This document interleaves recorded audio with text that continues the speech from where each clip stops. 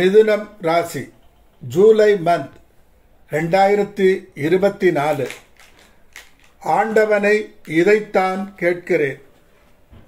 மிதுன ராசிக்கு 6-11 குடைய செவ்வாய் 11 ஆட்சி பலம் 10/7/2024 வரை.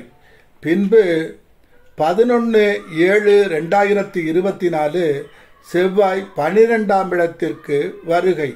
குரு செவ்வாய் சேர்க்கை. விரயஸ்தானம், பிரயாணஸ்தானம், தொழில்ஸ்தானமான 10இல் ராகு.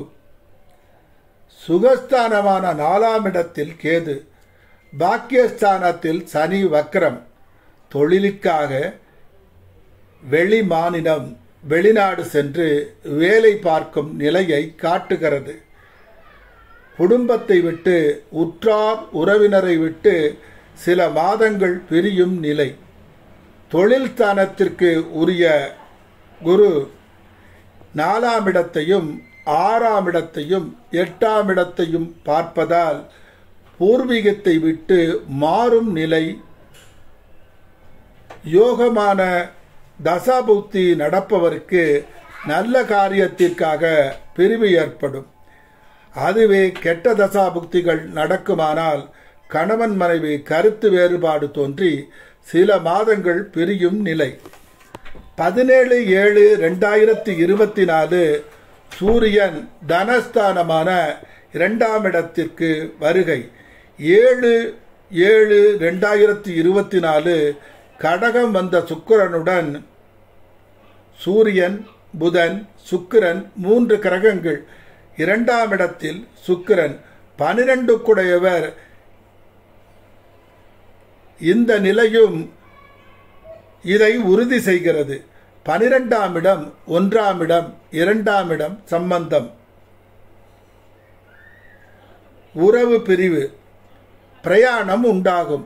செலவு கூடும். வேலையில்லாதவர்களுக்கு வேலை கிடைக்கும்.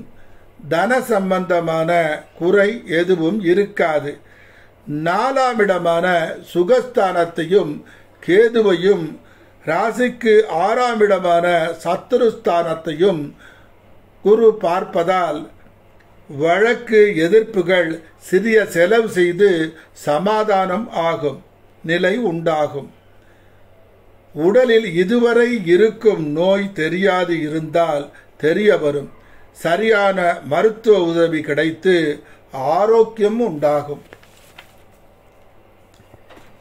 8ஆம் இடத்தை குரு பார்ப்பதாலும் சூரியன், புதன், சுக்கிரன் 3 கிரகங்கள் 8ஆம் இடத்தை பார்ப்பதாலும் கிருஷ்ணர் அர்ஜுனனை காப்பாற்றியது போல் தலைக்கு வந்தது தலைப்பாகையோடு போனது போல் தந்தையாலோ, நண்பனாலோ, மனைவியாலோ, குல தெய்வத்தாலோ, போன பிறப்பில் செய்த புண்ணியத்தாலோ அல்லது உங்களது மதிநுட்பத்தாலோ காப்பாற்றப்படுவீர்கள். சோமபானம், கேளிக்கைகள், வேண்டாத தொடர்பு இவைகளை எதுவும் செய்யக்கூடாது. மாட்டிக்கொண்டு விடுவீர்கள்.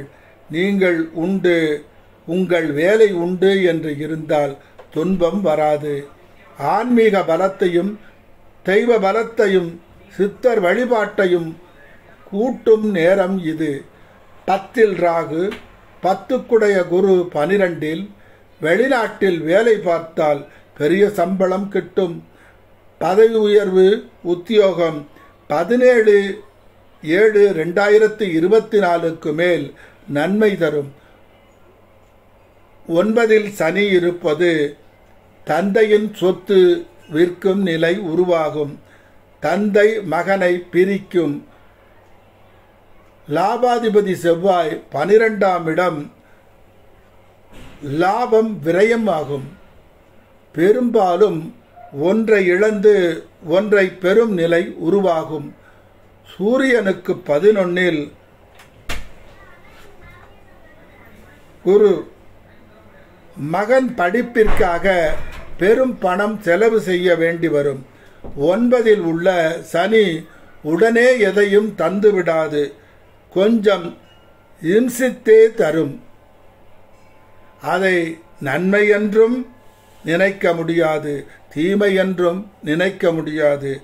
காலை சுற்றிய பாம்பு கடிக்காமல் விட்டதே என்ற அளவுதான். 9ஆம் இடத்து சனி பற்றும் பற்றை நீக்கியது போல் வாழ வைக்கும்.